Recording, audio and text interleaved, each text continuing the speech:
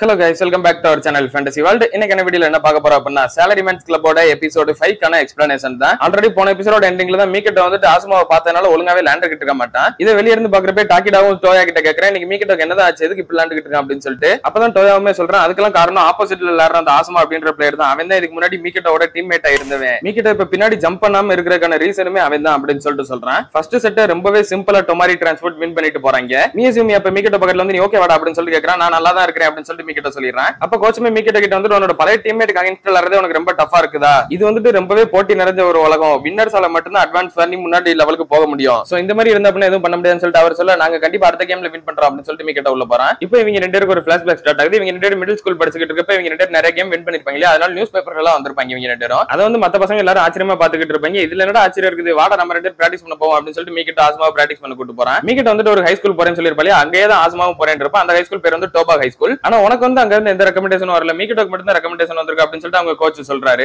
Asthma வந்துட்டு பரவாயில்ல இருக்கட்டும், அவனே போட்டான், அவன் தான் நல்ல பிளேயர், என்னோட அவன் போறதான் கரெக்ட், நான் வந்துட்டு ஜெனரல் எக்ஸாம் எழுதி போய்க்கிறேன் அப்படின்னு சொல்றான். அவன் என்னதான் அப்படி சொல்லியிருந்தாலும் அவனுக்கு மீக்கெட்டை விட பின்தங்கி இருக்கிறது கொஞ்சம் வருத்தமா தான் இருந்தது. அவனுக்கு ஈக்குவல் ஆறணும் அப்படின்னு சொல்லிட்டு தான் நிறைய பிராக்டிஸ் பண்றான். அவங்க கோச் வந்துட்டு மெயின் டீம்ல யார் யார் இருக்கா அப்படின்னு சொல்லிட்டு சொல்றப்ப ஃபர்ஸ்ட் டபுள்ஸ் டீமாவே சீரட்டோரி ஆசுமா ரெண்டு பேரும் தான் சொல்லுவாரு. பின்னாடி இருந்த ஒரு ரெண்டு பிளேயர்ஸ் பேசிக்கிட்டு இருப்பாங்க. இவன் வந்துட்டு எந்த ஒரு ரெக்கமெண்டேஷனும் ஹை ஸ்கூலுக்கு வாங்கலாம், ஆனா இவன் எப்படி மெயின் டீம்ல இருக்கான் அப்படின்னு சொல்லிட்டு. அப்ப டோயா வந்துட்டு நமக்கு முதுகு பின்னாடி இந்த மாதிரி தான் பேசிக்கிட்டு இருப்பாங்க, அதெல்லாம் கண்டுக்கணும்னு சொல்லிட்டு எந்த அவசியமும் இல்லை அப்படின்னு சொல்றான். மீக்கெட்டோமே வந்துட்டு அதே தான் சொல்றான். நீ எந்த அளவுக்கு ஸ்ட்ராங்னு சொல்லிட்டு எனக்கு தெரியும், நம்ம ரெண்டு பேரும் சேர்ந்து இருந்தா ரொம்பவே ஸ்ட்ராங் தான் அப்படின்னு சொல்லிட்டு மீக்கெட்ட சொல்றான். பட் இருந்தாலும் எனக்குன்னு சொல்லிட்டு ஒரு யூனிக்கான வெப்பன் வேணும் அப்படின்னு சொல்லிட்டு அவன் மனசுக்குள்ள நினைக்கிறான் ஆசுமா. அப்புறம் லேட் நைட்ல ஜிம்ல உட்காந்து பிராக்டிஸ் எல்லாம் பண்ணிக்கிட்டு இருக்கான். அப்ப கோச் வந்து சொல்றாரு, ரொம்ப ஹார்டா நீ புஷ் பண்ணிக்காதடா அப்படின்னு சொல்லிட்டு, ஏன்னா உன்னோட பாடி இப்பதான் டெவலப் ஆகிட்டு இருக்கு, இன்னும் கம்ப்ளீட்டா டெவலப் ஆகல, அப்புறம் ஏதாவது ஆயிக்க போகுது அப்படின்னு சொல்றாரு. நான் கேர்ஃபுல்லாவே இருக்கேன் அப்படின்னு சொல்லிட்டு ஆசுமா சொல்றான். பட் அப்பவே அவனுக்கு லைட்டா கை வலிக்கிற மாதிரி தான் இருக்குது. அதுக்கப்புறமா இப்போ ஒரு டோர்னமெண்ட்ல இவங்க ரெண்டு பேரும் டபுள்ஸ் விளையாடுறாங்க. அந்த டீம் தான் ஆல்ரெடி ஒரு செட் வின் பண்ணவும் செஞ்சிருக்காங்க, இப்போ லீடிங் நல்லா வச்சிருக்காங்க. அதுக்கப்புறமா இந்த ஒரு சீனை நம்ம ஏற்கனவே பார்த்துப்போம், இவங்க ரெண்டு பேரும் டைம் அவுட்ல பேசுறத, நீ ஸ்மாஷ் பண்றதுல மட்டும் ஃபோக்கஸ் பண்ணி, நான் பின்னாடி என்னாலும் பாத்துக்கிறேன் அப்படின்னு சொல்லிட்டு ஆஸ்மா சொல்லிட்டு உள்ள வந்திருப்பான். அவங்களும் வேணும்னே ஆஸ்மாக்கு குறி வச்சு அடிக்கிறாங்கன்னு சொல்லிட்டு அவங்களுக்கே தெரியுது. ஆஸ்மாவால எதுவும் பண்ணவும் முடியல, அவன் எல்லா பக்கம் ஓடி ஓடி எப்படியோ எடுத்து ரொம்பவே டயர்டாவும் இருக்கிறான். அப்ப ஆஸ்மா மனசுக்குள்ள நினைக்கிறான், மீக்கெட்டோட எந்த விதத்திலும் பின்தங்கி போயிடக்கூடாது, நானுமே அவனுக்கு ஈக்குவலா விளையாடணும், அதனால எல்லாத்தையும் ரிட்டர்ன் பண்ணி ஆகணும் அப்படின்னு சொல்லிட்டு தான் விளையாண்டுட்டு இருக்கான்னு நினைச்சு இதை மீக்கெட்டோட பாத்துக்கிட்டு இருக்க முடியல, அவனே எல்லா வேலையும் பாத்துக்கிட்டு இருக்கானே, நானும் ஏதாவது பண்ணணும் அப்படின்னு சொல்லிட்டு தான் அந்நேரம் பின்னாடி ஜம்ப் பண்ணுவான். வந்து அப்பதான் ரெண்டு பேரும் இடிச்சு ஆஸ்மா கீழே விழுந்திருப்பான். ஆல்ரெடி அவன் கையில லைட்டா வலிச்சிருக்கும், அதனால இப்போ அவன் கைப்பட்டதுனால அந்த இடத்துல இன்னுமே பெரிய இன்ஜுரி ஆயிருக்காது. நான் தான் வந்துட்டு மீக்கெட்டோட பின்தங்கி இருக்க கூடாது அப்படின்னு சொல்லிட்டு கொஞ்சம் செல்ஃபிஷா விளையாண்டுகிட்டு இருந்தேன். சோ இது வந்துட்டு மீக்கெட்டோட தப்பு இல்ல அப்படின்னு சொல்லிட்டு இப்ப நினைச்சு பாக்குறான் ஆசுமா. இப்ப செகண்ட் செட் ஸ்டார்ட் ஆகி ஒரு ரேலி போய்கிட்டு இருக்குது. அப்ப ஆசுமா மனசுக்குள்ள நினைக்கிறான், நான் வந்து மிடில் ஸ்கூல் படிக்கிறப்ப மீக்கெட்டோ மாதிரி ஆகணும்னு சொல்லிட்டு ஆசைப்பட்டேன், ஆனா அவன் எதுக்கு இப்ப இப்படி விளையாண்டுகிட்டு இருக்கான், என்ன நினைச்சு ஃபீல் பண்றானா அப்படின்னு சொல்லிட்டு அவன் ஒரு காக்க அடிச்சு விடுறான். அது வந்துட்டு மறுபடியும் தலைக்கு மேல போகுது மீக்கெட்டோக்கு. அவன் போயிட்டு வழக்கம் போல சேமனிக்க மியூசியம் எப்படியோ உளுந்து அதை எடுத்துறான். பட் இருந்தாலும் இந்த பக்கம் ஃப்ரீ ஆனதுனால அவன் அடிச்சு பாயிண்ட் வாங்கிடுறான். இந்த கேம் இப்படிதான் போக போகுது அப்படின்னா இதுக்கப்புறம் நம்ம மீட் பண்ணவே வேணாம்னு சொல்லிட்டு தான் ஆசைப்படுறேன் அப்படின்னு சொல்லிட்டு தான் இப்ப ஆசுமா நினைக்கிறான். இப்ப டொமாரி டிரான்ஸ்போர்ட் 7 சன்லைட் பெவரேஜ் 2 பாயிண்ட் தான் சொல்லி இருக்குது. அடுத்து கண்டினியூ டொமாரி டிரான்ஸ்போர்ட் தான் பாயிண்ட் வாங்கிக்கிட்டே இருக்காங்க. இப்ப பாயிண்ட் 11-2 சொல்லிட்டு இருக்குது. ஆசுமாவால இதுக்கு மேல பொறுத்துக்கிட்டு இருக்க முடியல. மீக்கெட்ட மூஞ்சி முன்னாடியே கத்திறான், எதுக்கு இப்படி விளையாண்டுகிட்டு இருக்க, எதுக்கு இப்படி தாங்கி தாங்கி விளையாடுற,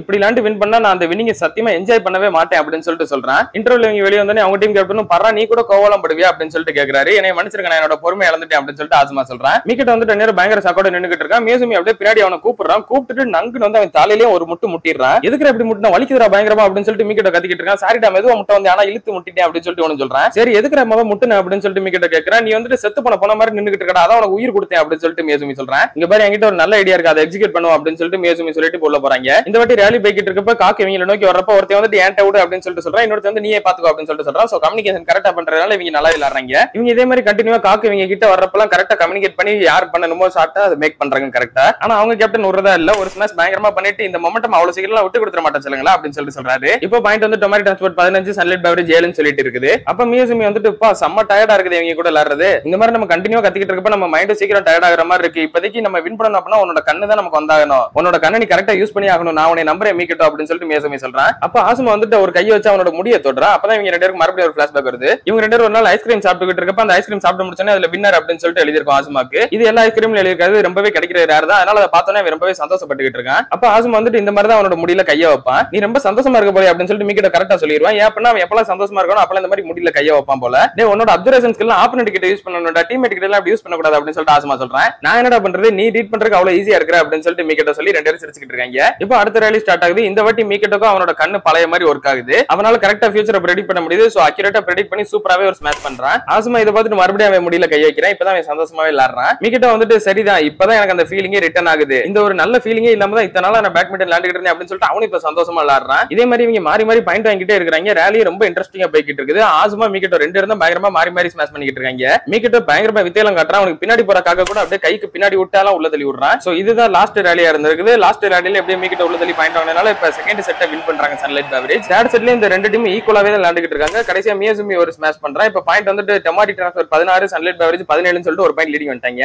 அப்ப மறுபடியும் மீக்கிட்டோக்கு ஒரு வாட்டி தலைக்கு மேல காக்க வருது. அவன் இப்பயும் அசையாம நின்னுகிட்டு இருக்கான். அதை மியாசுமி எடுக்க ட்ரை பண்றான். பட் அவனுக்கு சுத்தமா டயர்ட் ஆயிருது. அவனால முடியல, எடுக்காம கீழே விட்டுறான். என்னால இந்த ஷாட்டை ஈஸியாவே ரிட்டர்ன் பண்ணிருக்க முடியும். ஆனா நான் என்னதான் பண்ணிக்கிட்டு இருக்கேன் அப்படின்னு சொல்லிட்டு மீக்கிட்டோ அடுத்த ரேலியை போய் யோசிச்சுக்கிட்டே விளையாண்டுகிட்டு இருக்கான். அவங்களும் இதே மாதிரி கண்டினியூவா மீக்கிட்டோ பின்னாடி அடிச்சுதான் பாயிண்ட் வாங்கிக்கிட்டே இருக்காங்க. இப்ப டொமாரி டிரான்ஸ்போர்ட் 19 சன்லைட் பெவரேஜ் 17 சொல்லிட்டு இருக்குது. நான் இனிமே என்னோட பார்ட்னர் எவ்வளவுதான் இப்படி ஃபோர்ஸ் பண்ண போறேன் அப்படின்னு சொல்லிட்டு மீக்கிட்டோக்கு ரொம்ப கட்டுப்பாகுது. என்னால ஜம்ப் பண்ண முடியாம இல்ல, நானே தான் என்னை ஜம்ப் பண்ண முடியாம தடுத்துக்கிட்டு இருக்கேன் அப்படின்னு சொல்லிட்டு மீக்கிட்டோ நினைச்சு விளையாண்டுகிட்டு இருக்கான். அப்போ ஒரு ரேலியில மீக்கிட்டோ கரெக்டா ஃபியூச்சரை ப்ரெடிக்ட் பண்ணி சூப்பரா ஒரு ஸ்மாஷ் பண்ணி பாயிண்ட் வாங்குறான். சோ இப்ப சன்லைட் பெவரேஜ் 20 டொமாரி டிரான்ஸ்போர்ட் 19 சொல்லிட்டு செட் பாயிண்ட் வச்சிட்டாங்க சன்லைட் பெவரேஜ். இப்ப அடுத்த ரேலியும் ஸ்டார்ட் ஆகுது. ரெண்டு டீமும் விட்ற மாதிரி இல்ல, மாறி மாறி கண்டினியூவா விளையாண்டுகிட்டே இருக்காங்க. மியாசுமி எவ்வளவுதான் பவர்ஃபுல்லா ஸ்மாஷ் பண்ணாலும் அவங்க ஈஸியாவே உள்ள ரிட்டர்ன் பண்ணிக்கிட்டே இருக்காங்க. அப்ப வந்துட்டு மறுபடியும் மீக்கிட்டோ தலைக்கு மேல காக்க வருது. இந்த வாட்டி நான் இந்த ஷாட்டை மேக் பண்ணி தான் ஆகணும், விட்டுறவே கூடாது, நான் ஸ்டாப் ஆகவே கூடாது, ஸ்டாப் ஆயிடாது அப்படின்னு சொல்லிட்டு மனசுக்குள்ளே நினைச்சுக்கிட்டு பின்னாடி வரான். கரெக்டா அவங்க கிட்ட காக்க வரும்போது மியாசுமி வந்துட்டு ஒன்னால முடியும், ஜம்ப் பண்ற மீக்கிட்டோ அப்படின்னு சொல்லிட்டு பயங்கரமா கத்துறான். இதை கேட்டுட்டு மீக்கிட்டோ ஃபர்ஸ்ட் டைம் ரொம்ப நாளுக்கு அப்புறம் பேக்வேர்ட்ல ஒரு ஜம்ப் கொடுக்குறான். பறந்து வந்த வேகத்துக்கு தக்காளி பொலிச்சுன்னு ஒற்றே ஒப்புதான். அவங்களால சுத்தமா தொட கூட முடியல. அப்படியே இந்த ஒரு கேமையுமே வின் பண்றாங்க சன்லைட் பெவரேஜ் டீம். மியாசுமி அப்படியே மீக்கிட்டோ பார்த்துட்டு சூப்பரா ஸ்மாஷ் பண்ண அப்படின்னு சொல்லிட்டு சொல்றான். ரெண்டு பேரும் அப்படியே ஒரு ஃபர்ஸ்ட் பம்ப் பண்ணிக்கிறாங்க. இந்த மேட்ச்ல முடிஞ்சதுக்கு அப்புறம் ஈவினிங் வந்து யூசிஎம் ஸ்டேடியத்தை விட்டு வெளியே வரான். பரா நீ கூட மேட்ச் பார்க்கலாம் வந்திருக்கியா அப்படின்னு சொல்லிட்டு மியாசுமி அவங்கிட்ட கேக்குறான். நீங்க நல்லா விளையாண்டிங்க மியாசுமி அப்படின்னு சொல்லிட்டு யூசிஎம் சொல்றான். ரொம்பவே தேங்க்யூ, நாங்க இப்ப குவார்டர் ஃபைனல் போயிட்டோம் அப்படின்னு சொல்லிட்டு மியாசுமி சொல்றான். சோ இப்பவே எங்க கூட வந்து நீ ஜாயின் பண்ணலாமே அப்படின்னு சொல்லிட்டு மியாசுமி கேக்குறான். ஃபர்ஸ்ட் நான் இன்னைக்கு வந்ததுக்கான காரணமே நம்ம டைரக்டர் தான். அவர் தான் இந்த நடக்கிற டோர்னமெண்ட்ல அட்லீஸ்ட் ஒரு மேட்சாவது போய் சப்போர்ட் பண்ணு அப்படின்னு சொல்லிட்டு சொன்னாரு. அதுக்காக மட்டும் தான் வந்து என்னோட ஆர்டர்ஸ் தான் நான் ஃபாலோ பண்ணேன் அப்படின்னு சொல்லிட்டு யூசிஎம் சொல்லிட்டு போயிடுறான். இப்போ இவங்க எல்லாருமே நைட் உட்காந்து ரெஸ்டாரண்ட்ல சாப்பிட்டுட்டு இருக்கீங்க. சன்லைட் பெவரேஜ் டீம் மட்டும் இல்ல, டொமாரி டிரான்ஸ்போர்ட் டீமும் கூட தான் இருக்காங்க. டாக்கிடாக்கு வந்து கொஞ்சம் மனசே சரியில்லை, நான் வின் பண்ணிட்டு தான் செலிப்ரேட் பண்ணணும்னு சொல்லிட்டு ஆசைப்பட்டேன் அப்படின்னு சொல்லிட்டு ஃபீல் பண்றேன். அப்ப டாக்கிடாக்கு அகைன்ஸ்டா டபுள்ஸ் கேம்ல ஒருத்தன் விளையாடுற பள்ளியா டொமாரி டிரான்ஸ்போர்ட்ல அந்த பிளேயர் வந்து இவங்க கிட்ட பேசுறான். நீயுமே ஒரு பதட்டத்தினால தான் ஒழுங்கா விளையாட முடியாடா அப்படின்னு சொல்லிட்டு கேக்குறான். ஆமா அப்படின்னு சொல்லிட்டு டாக்கிடா சொல்றேன். நானுமே ஒரு காலத்துல ஒன்ன மாதிரி தான் இருந்தேன், எனக்குமே ரொம்ப பயமா தான் இருக்கும் ஆடியன்ஸ்ல சுத்தி இருக்கிறப்ப. அப்பதான் என் கோச் வந்துட்டு என்கிட்ட ஒரு விஷயத்த சொன்னாரு, இந்த ஒட்டுமொத்த கிரௌடுமே வந்துட்டு ட்ரெஸ்ஸே இல்லாத மாதிரி நீ நினைச்சுக்கோ அப்படின்னு சொல்லிட்டு. அவரோட அட்வைஸ் என்னவோ எனக்கு கன்ஃபியூஷனா தான் இருந்தது. ஆனா அவர் சொன்னதை ஃபாலோ பண்ணி நான் லேண்டே அன்னைக்கு வின் பண்ணவும் செஞ்சேன் அப்படின்னு சொல்லிட்டு சொல்றேன். என்னடா இது சுத்த பைத்தியக்காரத்தனமா இருக்குது அப்படின்னு சொல்லிட்டு டாக்கிடாவும் சொல்றேன். ஆசுமா யாரும் எந்திரிச்சு வெளியே தனியா போறாங்க.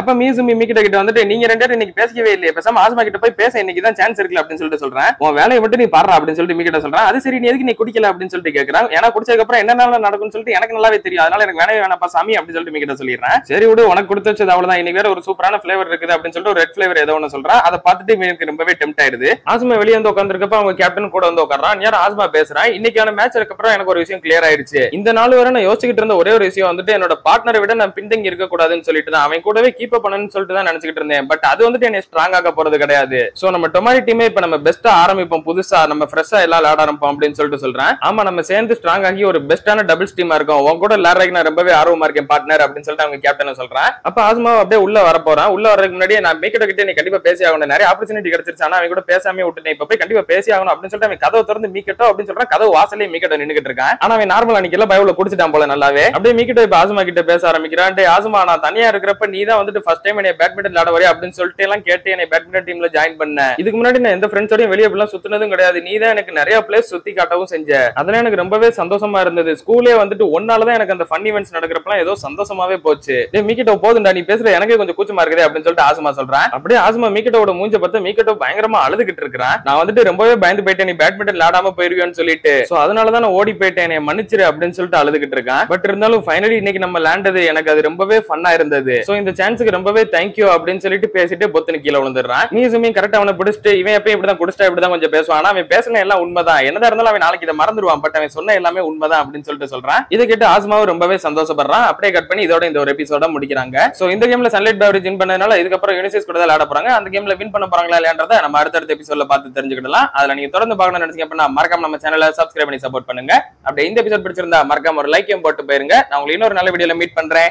Bye guys.